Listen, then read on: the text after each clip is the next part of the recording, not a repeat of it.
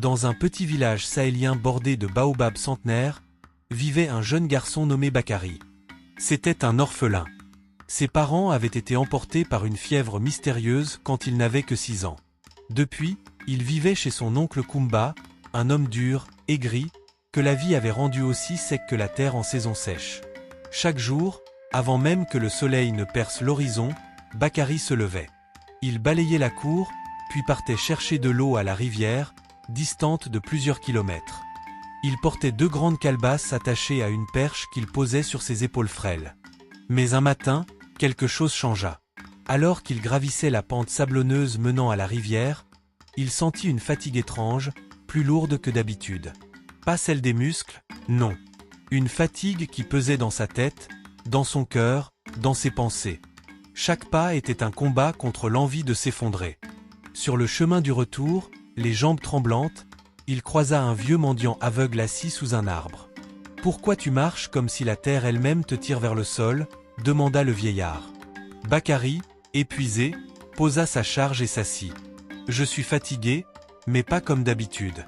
C'est comme si quelque chose en moi veut t'abandonner. » Le vieillard sourit, révélant des dents jaunies par le temps. « Ah, tu rencontres le fardeau invisible. Il est plus lourd que le bois, plus pesant que la pierre.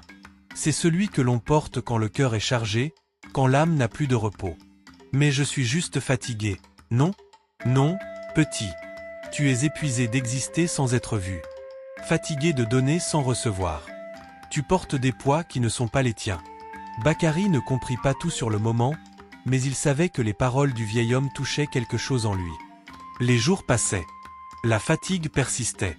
Son corps faiblissait, mais surtout, sa joie disparaissait. Il se mettait à faire les tâches mécaniquement, sans lumière dans les yeux. Même les oiseaux qui chantaient près de la case ne le faisaient plus sourire. Un soir, après avoir ramassé du bois toute la journée, il s'écroula dans la cour. Sa tante cria. Son oncle gronda. Mais le vieux mendiant, comme venu de nulle part, apparut dans la case.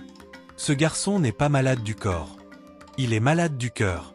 Laissez-moi l'emmener au campement des sages, dans la brousse. Contre toute attente, l'oncle accepta. Dans la clairière sacrée, au milieu d'un cercle de pierres, le vieux mendiant fit asseoir Bakary. Tu vas maintenant déposer ce que tu portes, Bakary. Pas avec tes mains, mais avec ta bouche. Raconte-moi ce que tu gardes depuis toutes ces années. Et pour la première fois, Bakary parla. Il raconta ses parents, la solitude, les humiliations, la faim, les nuits sans sommeil, le silence des adultes, la colère de son oncle, l'oubli.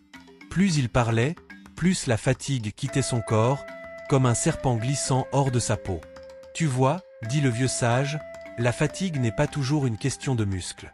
Parfois, c'est ton âme qui crie, et personne n'écoute. Le lendemain, Bakary rentra au village. Il n'était pas plus fort, mais il était plus libre. Il marchait droit. Il parlait avec assurance. Quand son oncle le gronda, il répondit calmement « Je ferai ce que je peux, mais je ne suis pas un esclave. » Son oncle resta bouche bée. Avec le temps, Bakary devint un jeune homme respecté. Il aidait toujours, mais il se respectait aussi. Il enseignait aux enfants que le vrai fardeau, c'est celui qu'on ne voit pas. Et qu'il faut savoir parler, partager, pleurer, pour ne pas s'écrouler. Parfois, ce qui nous épuise, ce n'est pas ce qu'on fait, c'est ce qu'on garde en silence. Apprends à parler, à libérer ce que tu portes en toi. Le plus grand courage, c'est parfois de dire « j'ai mal ».